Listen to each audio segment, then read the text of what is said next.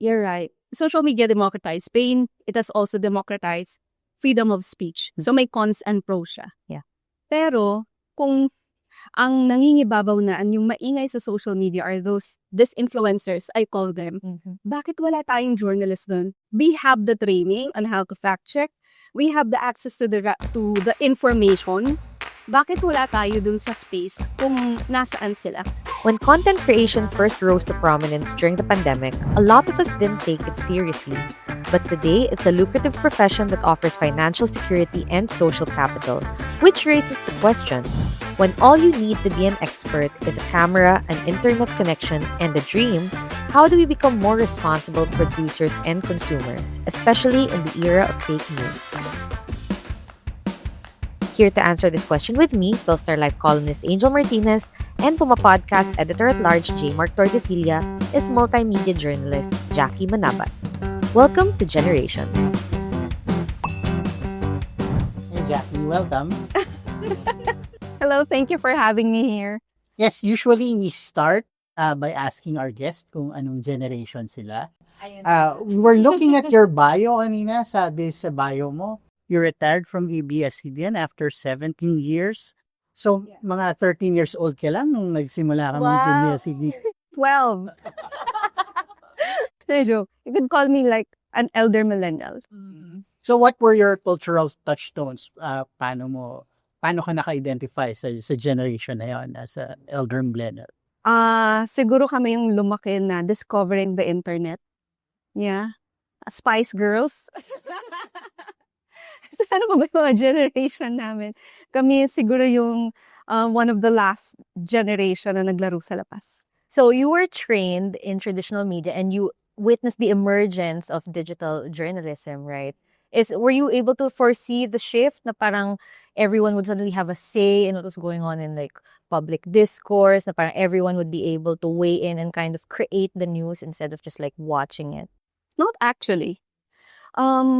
Siguro yung discovery ko of the digital media or the digital discourse was Multiply. Siguro isa yun sa touchstone ko as a millennial na sa Multiply ba yung nangihingi ka ng testimonial? Friendster. Ayan, Friendster, Multiply. Sabi ko, hindi naman celebrities tong mga to, but they were able to express themselves. Meron silang page, meron silang identity online. So that's my first exposure of a digital persona. Kung nakita ko ba yung shift to digital, I think I did. Because hindi pa uso nun sa news, but I started posting what I think of the news story, and then ang magko-comment lang yung friends mo, kasi yun pa lang naman yung algorithm ng Friendster nun. And then mas nakakakuha ko ng another perspective of my story through the comments whenever I post my videos, my photos pa that time. Oo. Tapos, I also explored live stream. Yan, na Facebook live stream. Isa ako sa unang gumamit. Tapos nakita ko yung engagement. Iba yung thrill na nakikita mo live yung feedback ng nanonood sa'yo if I compare it to the traditional media that I did back then, for news, na yung feedback, hindi ko alam, ano kaya yung feedback nila doon sa storya ko? Tama ba yung ginawa kong angulo? May na-miss ba ako na perspective? Kasi kapag matagal ka ng reporter, di ba, masasanay ka doon sa beat na yun. Yun yung danger eh. Pag masyado ka na nasanay doon sa topic na yun, minsan may mga perspectives ka nang di nakikita. So, I kind of did see that shift back then, pero hindi pa buo sa isip ko what is happening and what's gonna happen. Yeah. I remember seeing on your social media pages, you would refer to your work as parang TikToking the news before it was cool. I remember you said that. Yeah, so how did that happen? Medyo anathema yun. You're an elder millennial. Sabi mo nga, tapos TV reporter ka pa. Hindi naman natural sa atin mag-TikTok. How did you end up on that platform, and how did you become the first verified journalist in the Philippines ng TikTok? Tingin ko kasi may perception ng mga tao na pag reporter ka o journalist ka, napakaseryoso mong tao. Pero sa totoo lang, bungis-ngis. Alam mo to, Jayford. Bungis-ngis akong tao, and I think I'm fun. I'm a fun person. I would say that. I'm a fun person na hindi ko pwedeng ilabas o i-express because I'm a I'm a personality. I'm a news personality. So how did I jump into TikTok? Naka-quarantine ako that time. And I was looking through my Facebook feed. Tapos sabi ko, nakakatuwa. Magawa silang dalgo na coffee. They talk about how to take care of their plants. They share recipes, fitness regimen, dance or something. Sobra ako na-entertain. Pero ang mas nakita ko is people are trying to cope with anxiety, with loneliness, with separation during the pandemic. And they were looking into these influencers. Ako rin, market nila ako. So sabi ko, kung nagagawa to ng mga influencers, they're getting the attention of those who are on social media. Bakit hindi siya magawa ng mga journalists? And they're fun. And it's hard to think that anong panahon na yun. Kala mo napakatagal na.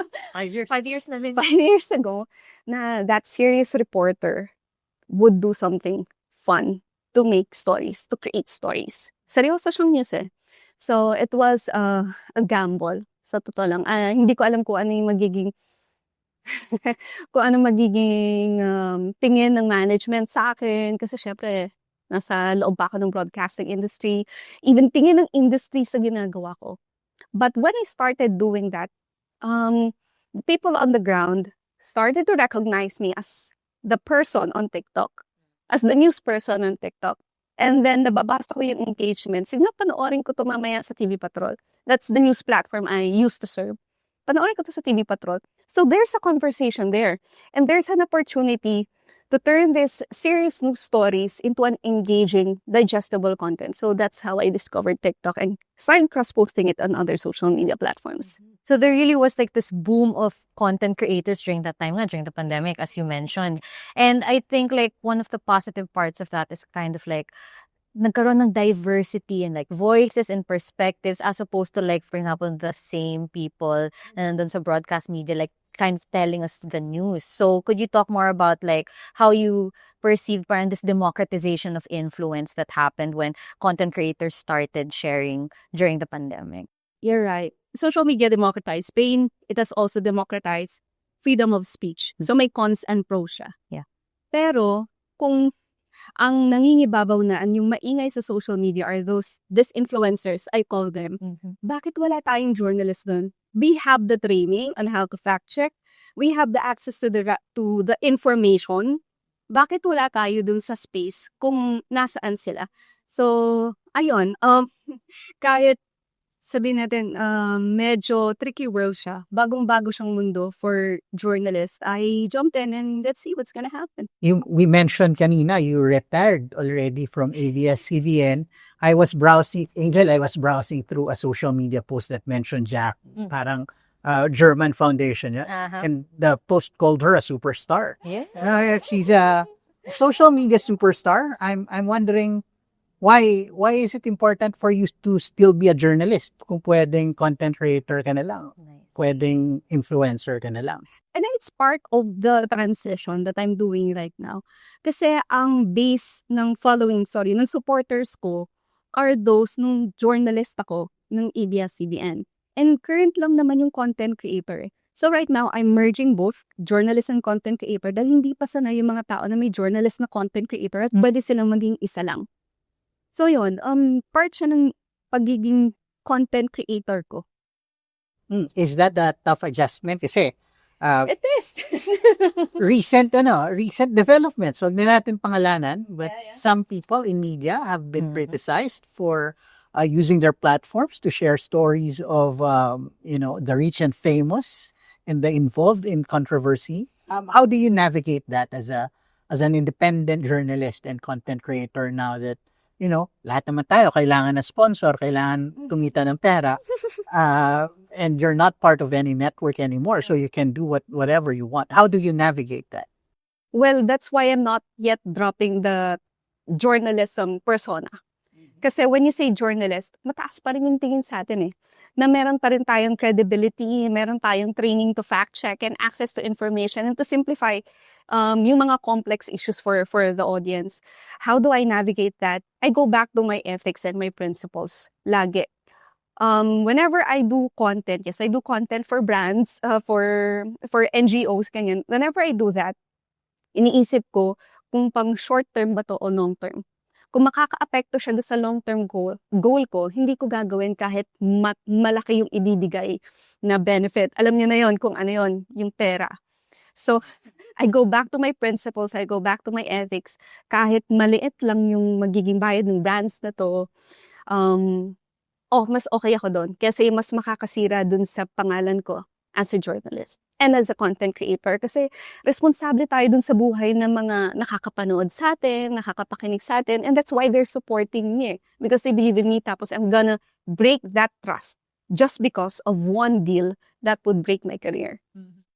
I know a couple of people who would benefit from having the same stances that you have. But anyway, let's go to another topic. Okay. So I did some research for the column, and I found that a lot of young people today no longer have trust in traditional media institutions. They really want to look to people who look like them, who speak like them, to kind of like explain the forces that shape the world around them. Is that something that also informs your work? Like, do you set out to be relatable to your audience? Like, how do you kind of establish that closeness to the people who watch you? And to that point, parang may nasabi ka before about not using the TV voice when you're doing TikTok.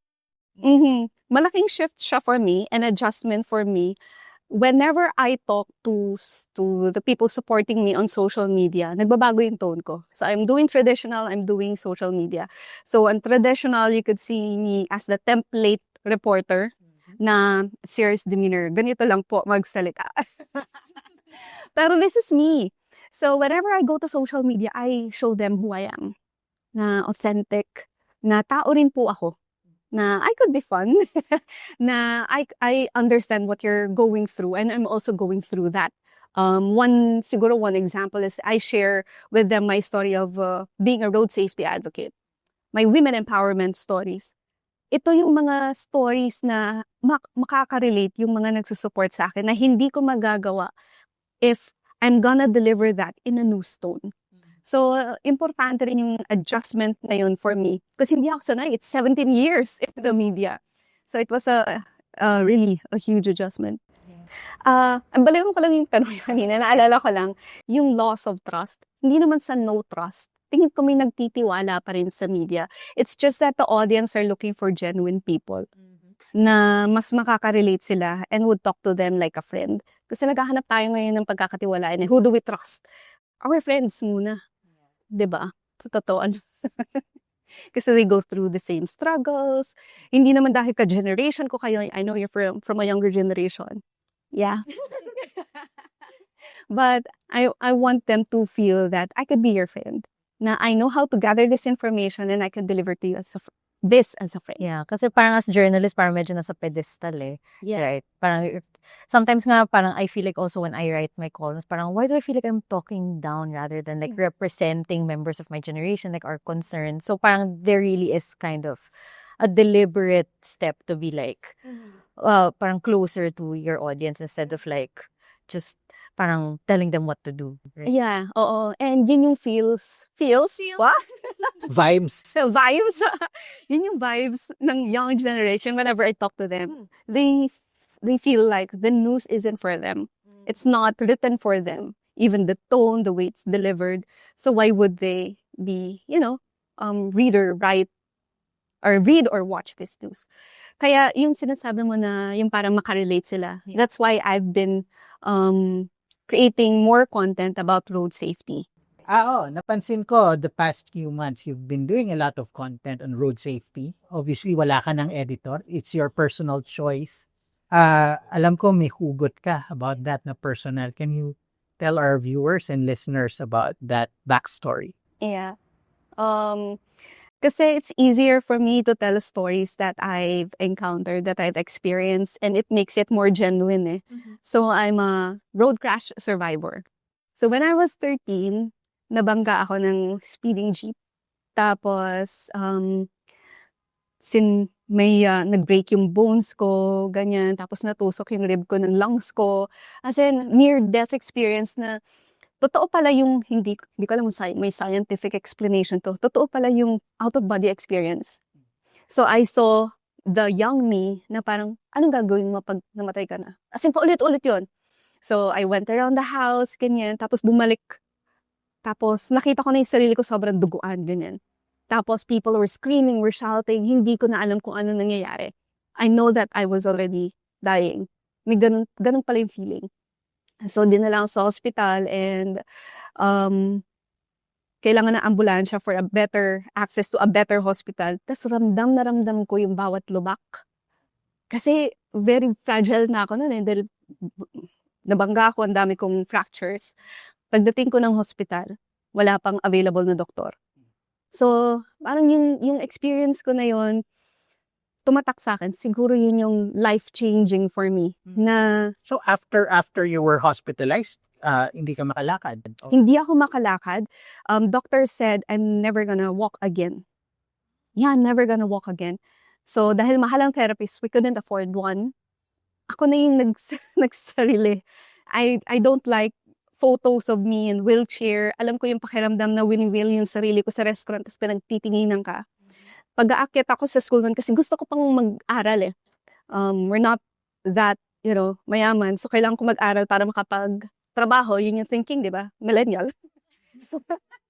So naka-crutches ako 4 flights of stairs. Yan. High school to? High school. Tapos papanoorin ko na lang yung classmates ko habang nagre-recess. Kasi 30 minutes lang yung recess. Kung sasama ako, I will require assistance. So tinitignan ko na lang yung crush ko. Tapos the next day, may girlfriend na siya naglalakad. So imagine a teenager's life like that. Wala na ako ng social life. I was robbed of those years. But I turned it into an advocacy of mine. Pero hanggang ngayon, I still carry the trauma of crossing the street, ganyan, of riding the public transportation. I do take the public transportation. Pero lagi ako may takot. Yeah. So, nung nakalakad na ako, I started running. Yeah. Running na ako. Kaya, tingin ko with the training that I had when I was a journalist, I could turn that into a content that would inspire, also call to action those in power to do something about this.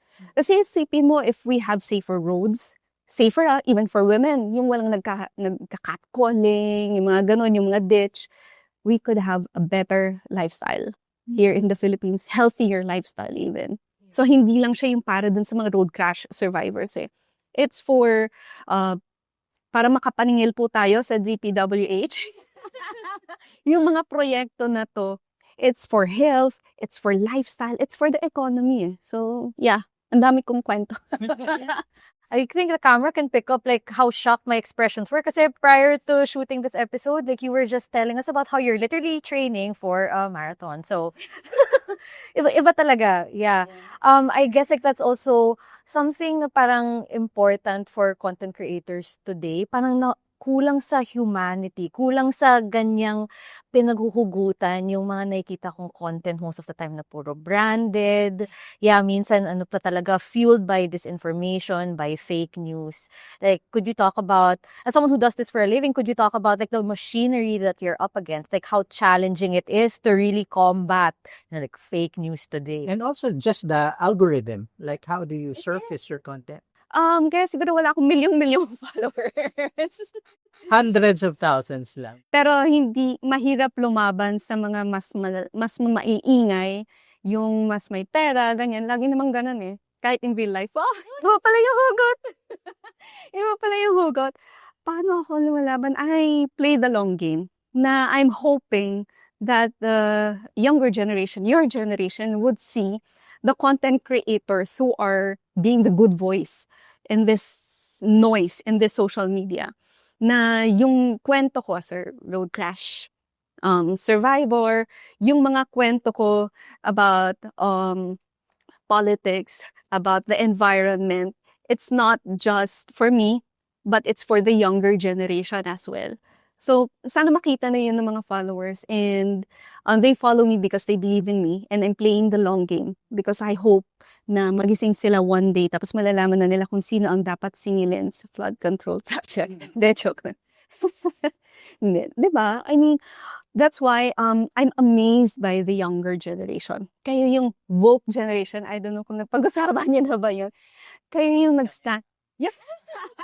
Wag ka na sumali. Kaya yung nagsalita for karapatan ng LGBTQ, for mental health, and the likes na hindi namin pag-usapan nung time namin na mas malakas yung boses namin. That's why siguro, yeah, I have high hopes for this generation. Jackie, after you left ABS, parang you did a tour ng mga schools, di ba? Na, nagtuturo ka ng journalism. Ang goal mo nun to teach journalism, pero na-discover mo parang ang mga kids gusto maging content creator and vlogger. So, how did that conversation go? And were you able to adjust to that? Nakita mo yung desire na ito ang pangarap maging TikTok creator at influencer. So, how do you deal with those? Okay. Kasi gusto ko talaga mag-share ng knowledge ko on how to create and consume content online para mas dumami yung good content creators. Yan yung purpose ko doon. Pero tingin ko nagkaroon ako ng pagkakamali nung una when I was going around public schools. It's an out-of-pocket project for me when I retired. Tinawag ko siyang Journalism 101. But the kids, they don't like it. Yeah. So I was teaching them fact-checking, how to attribute sources, and the such. Ang ginawa ko, content creation hacks. And then they started listening. So nagbago na yung approach on how to teach these students. Focus ko sila because they are the future storytellers eh. So if they don't like journalism, baka there is a way for me at least to teach them the trainings of the journalist, like proper writing. Oo. Huwag niyong iasa lahat po sa ChatGPT. Dapat kayo pa rin yung nagsusulat at the end of the day. Proper attribution, fact-checking, ethics online. So, yon. And na-discover ko rin kung ano yung gusto nila and how they speak their language. So, it's a win-win situation. That's so interesting na parang journalism pa yung dirty word, that content creation yung mas acceptable na term. I know, I'm surprised too. So as someone who predicted the shift to digital early on, I'm also curious about your thoughts on like what other threats you feel like you're up against as a hybrid journalist and content creator. Like what other monsters do we have to be wary of in today's information landscape? Well, monsters, the disinfluencers. That's why I jumped into social media because they are disinfluencers. And we have to be ready for them palagi kasi they're one step forward lagi eh. They always have may means sila. Meron silang laging ginagawa para, ma-discredit yung media, ma-drown down yung totoong information na kailangan malaman ng tao. So, they're still the monsters. I don't consider it a monster, but I think it's also a challenge. Yung mga AI-generated videos. Yes, it is a challenge. That is why it is important for us to study it. Kasi pag mas kilala natin to, we know how to use it. Mas empowered tayo. How to use it. And we could identify for the audience, is it AI-generated video or not? Diba? So, yun. I think it's more of challenges. Another challenge would be, since we're talking about the digital media here, the much younger generation, they're going to pre-digital era na. So, sila na yung ganong generation. They're into vinyl, they're into books, right? Analog. Yeah. Oo. So, meron silang historical nostalgia. So, paano lalaban yung digital media if you're already there? So, babalik na naman tayo. So, yun. I think the changes are the challenges. Yung positive naman, what have you seen na, okay, I know you've trained content creators in journalism and then journalists in content creation. What do you see as positives in the landscape? Like, may positive ba? Meron. I think there will be a healthier discourse online. Hindi din dati yung nagbabangayan. Meron pa rin, pero magkakaroon ng healthier discourse. Kasi with the trainings that we give, nag-plug. That we give, na mas dadami, hopefully, mas dadami ng mga content creators and journalists who would know how to use this platform for better stories, for reaching out to the audience. Anong mas mahirap? Training journalists in content creation or content creators in journalism? Tricky question, Jim. You put me on the spot. Mas mahirap i-train ng journalists. Mas matigas ang ulo. Oo, they don't like to bend siguro the rules because they're already used to it. Well, the content creators, mas open sila sa innovation. Mas open sila sa changes. Maybe that's why they're content creators. Ang on the part of the content creators, ang mahirap naman i-train are those na nakaabot ng millions and millions of followers. Kasi bakit nga ba sila makikinig sa journalist na mas konti yung followers kaysa sa kanila? So, how do you deal with that? How do you deal I with that? stand my ground. I show them what I do and I tell them na this is an intersection of content creation and journalism. And if you merge it together, we'll have better content for the audience to consume. Do you have any practical tips for Gen Z audiences naman? Like, you mentioned a while ago na it's important for us to be able to distinguish who are the good content creators these days. Like, what exactly should we look out for and how do you suggest we do that? First is support the good content creators and support your local journalists, please. Yes.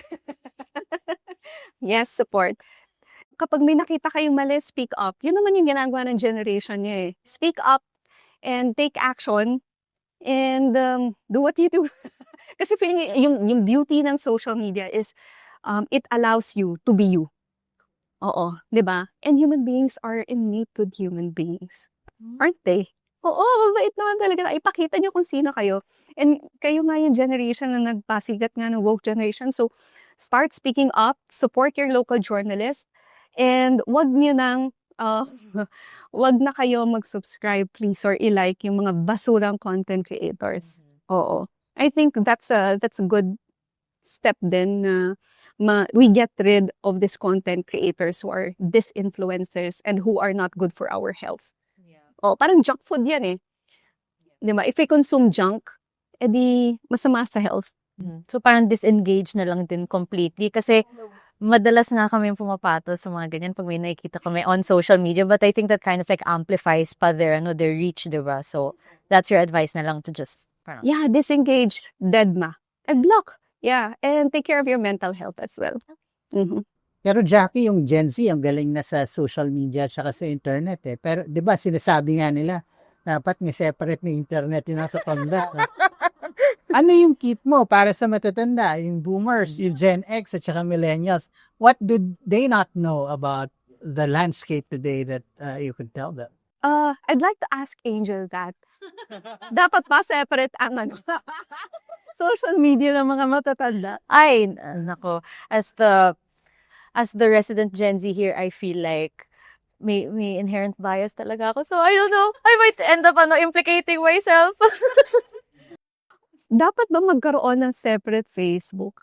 Hindi, but yun nga, what do they need to know about the landscape today and about content creators? Kasi baka sa TV Patrol ka pa nila napanood eh. Ngayon, did they need to follow you on TikTok? Ano ba tong TikTok na to? Well, it's a different world. So, anong tip ko sa inyo? Understand that iba na yung generation nila. Iba na yung kinalakhan nila. Iba na yung touchstone. So, kung hindi, kaming mga millennials, hindi na namin naiintindihan kung bakit, ano ba yung mga trend, yung mga memes, huwag na kayong mag-comment, okay na yan. It's their own world. Magkakaroon pa ng younger generation that would also question yung mga trends ng Gen Z.